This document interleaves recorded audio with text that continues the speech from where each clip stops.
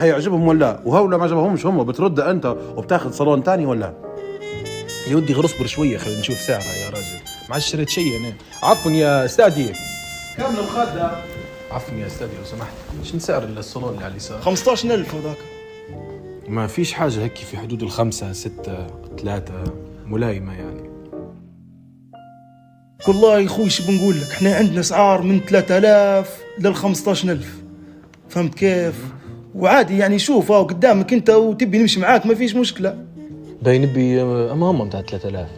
والله يسمع يا السلام اخوي عليكم. تقريبا في قداش المخدة اللي غادي على الصالون؟ يا رجل مخدة شنو يا رجل، خلينا نشرب الصالون ونروحوا. المخدة اللي عندي دابت يا يوم، ناخذ واحدة ثانية حرام عليك، صالون كبير اهو.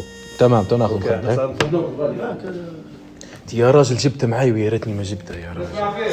مبصر لو سمحت ممكن توريني بتاع 3000؟ اوكي تمام. يلا هاي.